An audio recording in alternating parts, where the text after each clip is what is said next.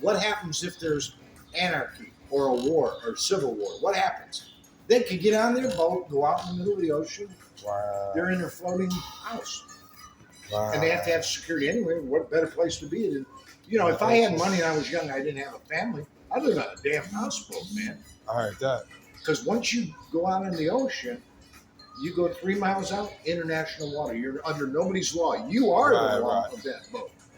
Right. That's what the pirates are. I know my man, he was in the Navy. Yeah, Navy. Okay, CV. Yeah. He said he shot at pirates off the machine gun. Oh, yeah. So like that's real. Yeah, and they can't really... shoot them. Yeah. It's against the law. Huh. No, but go back to layman, blue-collar worker. Me and you, when we go get a job, don't you have to have a drug test and a background check? And you might not get the job because you don't have a bank account or whatever. Yeah. How come they don't have to be tested on the Constitution? Yeah. We could solve a lot of problems. You know what we do? Instead of cameras on us, we need to have them have body cameras.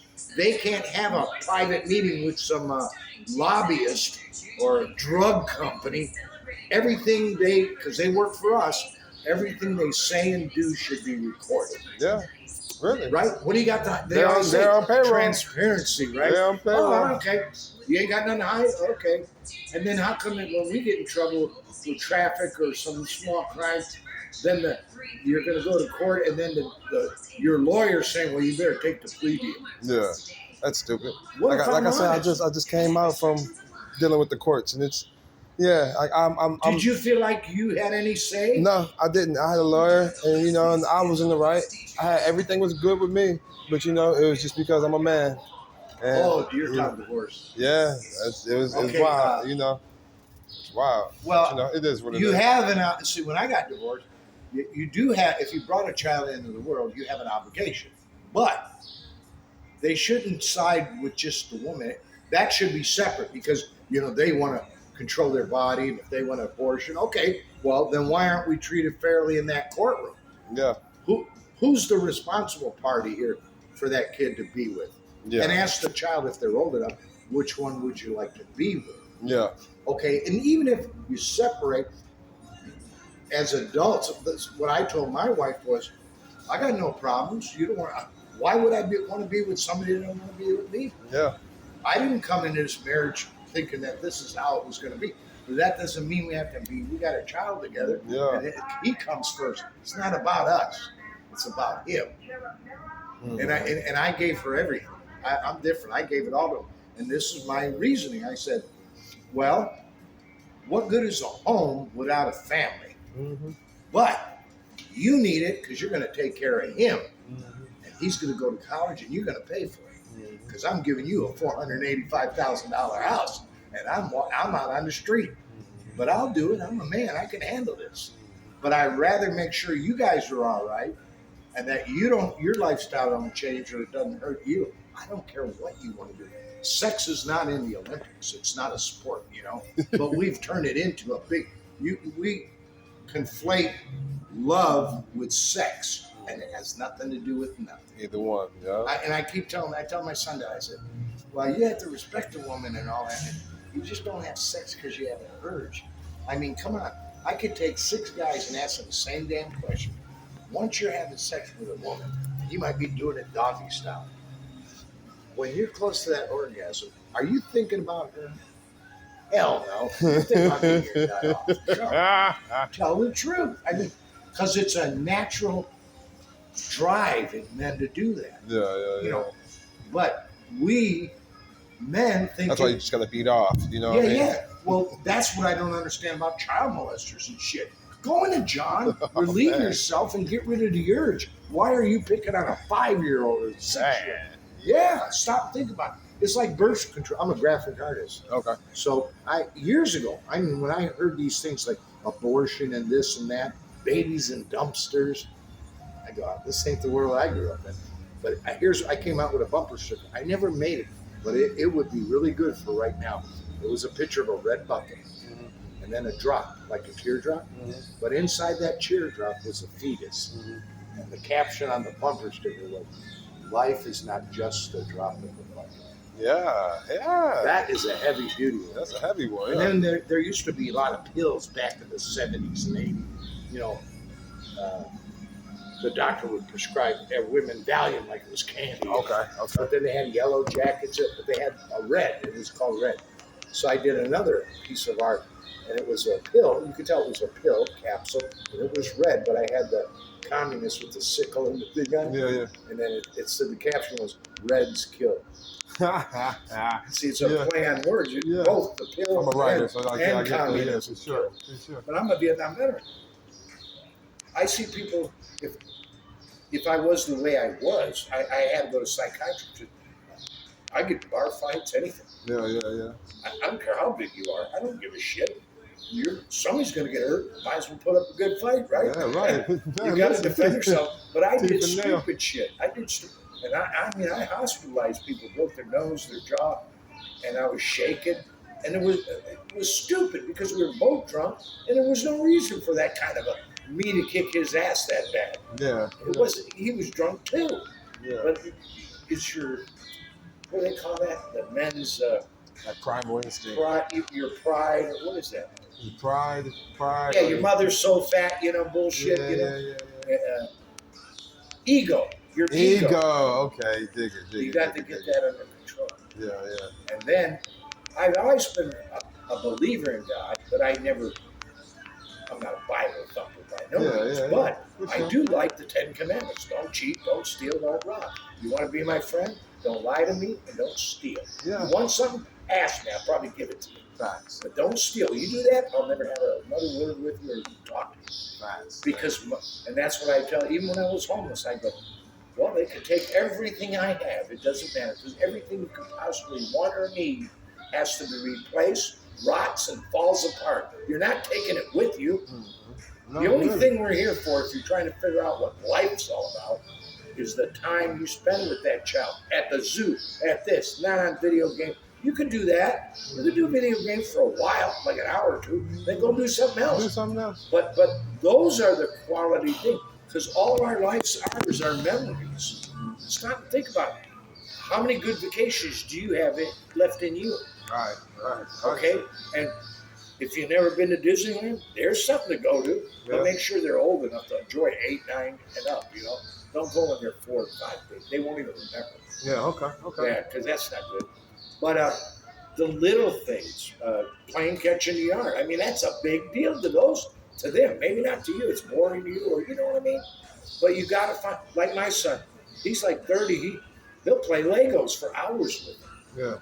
But they're getting eye-hand coordination. They're thinking, how do I make a door move?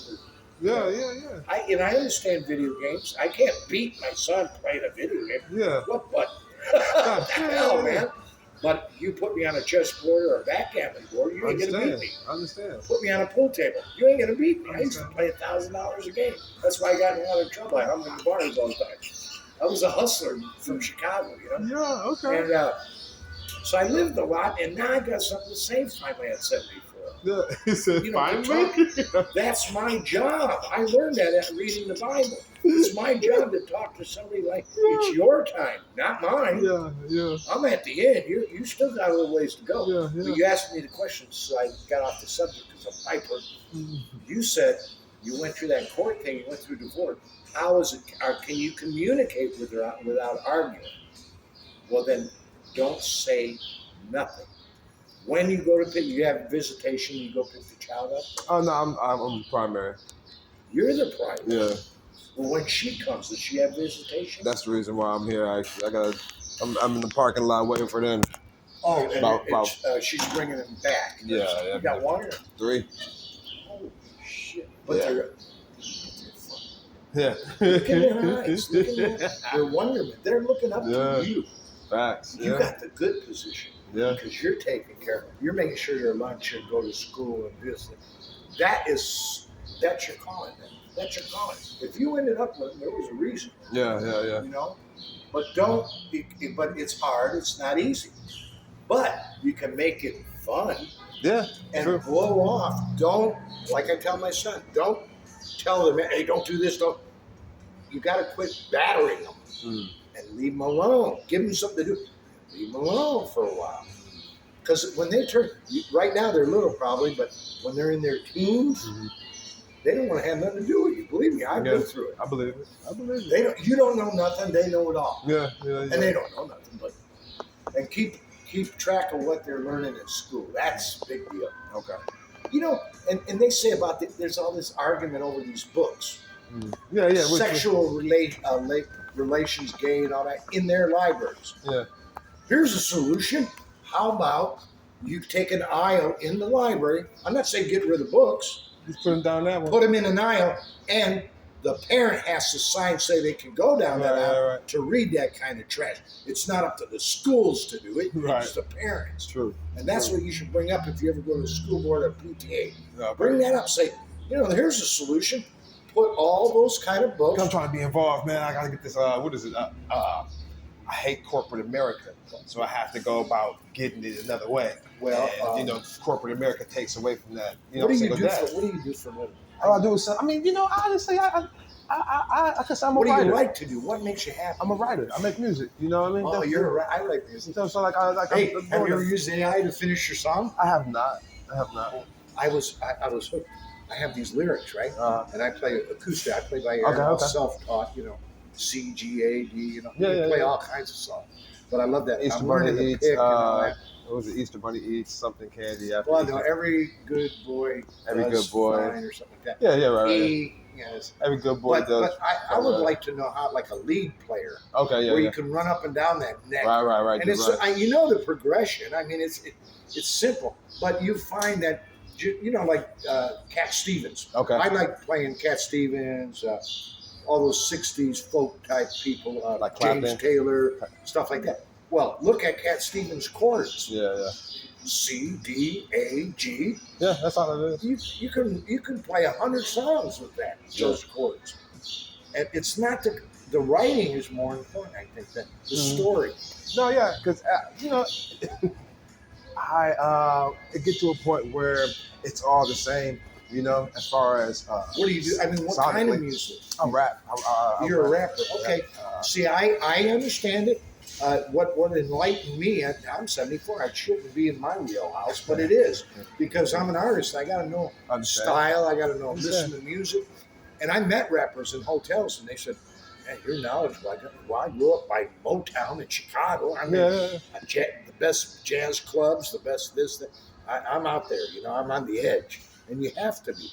But I said, what I learned when I got interested in, I did get interested in it, because it's like a form of poetry. Yeah, it is. It's poetry. And it's instantaneous. It's on the fly. Yeah. That's hard to do. It is. But if you don't have nothing nice to say, don't say nothing at all. Booty and hoe and all that. You don't need that shit. But I understand it. But my question to them was this, and this is where I enlightened them. I said, yeah, you might have grew up in that neighborhood in Cabrini Greens in Chicago. I was poor. I understand. Yeah. Where the gangs take over the building because you're in the government building, they run it and they're dealing drugs. Yeah. You can write about that. But where are you now? Yeah. Where's 50 Cent? Where's all these guys? Oh, they're super rich, Snoop Dogg and all that. Hey, but look what is coming out to be. Yeah. With Diddy and all these guys. Bunch of pornographic, stupid assholes that want to fuck men all the time. What the hell's wrong with these guys? Come on, man. What has that got to do with music? Not a damn thing. They're going to nail Diddy. He's going to jail forever. He's going to jail. They got R. Kelly, they're getting him. And R. Kelly, he had that. Yeah.